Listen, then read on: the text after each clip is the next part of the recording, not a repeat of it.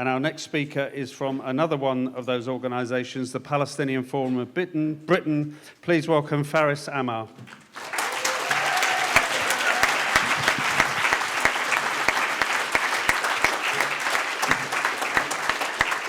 Bismillah ar-Rahman ar-Rahim. Thank you. I'd like to start by stating that the PFB stands in absolute solidarity with Ben Jamal, Chris Nynam, and all others unjustly arrested and charged by the authorities.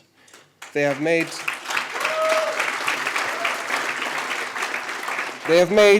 a huge sacrifice for the sake of this movement, which must be acknowledged, and we must support them in every way possible as they face this miscarriage of justice.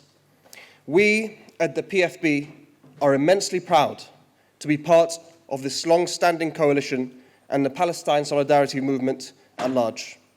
For the better part of 2 decades, the Campaign for Nuclear Disarmament, Friends of Al-Aqsa, Stop the War Coalition, the Muslim Association of Britain, and the Palestine Solidarity Campaign have been working tirelessly for justice in Palestine, whether it be on the streets of London and cities across the UK, or in the halls of Westminster.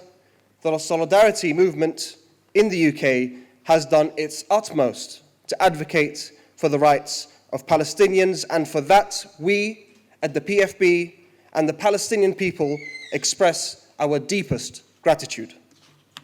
For 15 months, we have been marching peacefully in opposition to the genocide perpetrated by the Zionist apartheid state backed by the United States and the United Kingdom.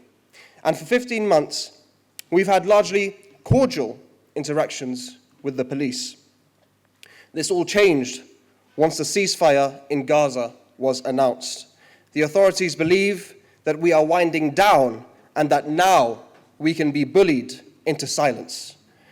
In a decision that can only be described as an attack on freedom of expression and should alarm all of British civil society, the Metropolitan Police blocked us from gathering outside the BBC, which has defended the genocide over the last 15 months. Even more alarmingly, the police attempted to dictate to us a route that was set out by the genocide-supporting Board of Deputies.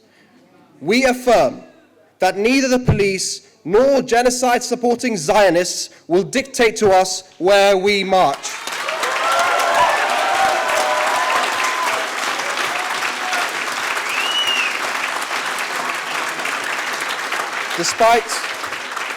Despite the attempts by the authorities to shut us down, we did gather at Whitehall, and despite the fact that we did not push past police lines, they violently and unjustly arrested Chris Nynam, our head steward. They spread lies about our protests in the media and charged multiple people with public order offences, including Chris Nynam and Ben Jamal. This is an attack on civil liberties. This is an attack on our movement and an attempt to silence our calls for justice in Palestine. The UK government is shutting us down because it is not only complicit, but a direct participant in the genocide of the Palestinian people.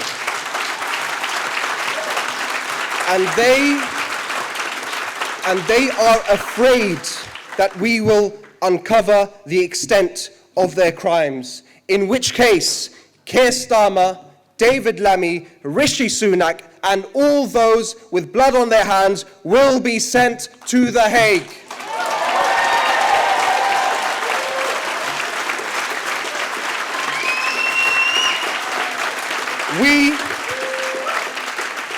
We must stand united and defiant in the face of this authoritarian crackdown. We must not allow this to silence us or to slow us down.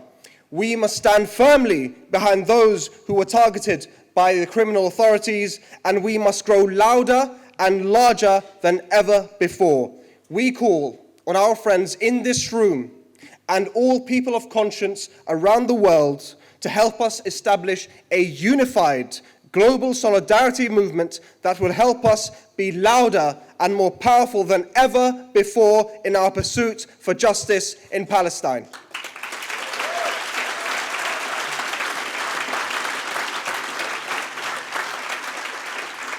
And finally, the price for liberation is high.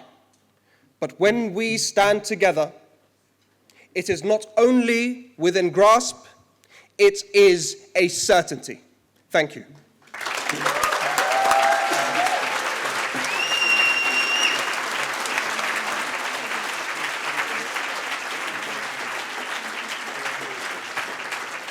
Thank you so much for that, Faris. A very clear speech and really important.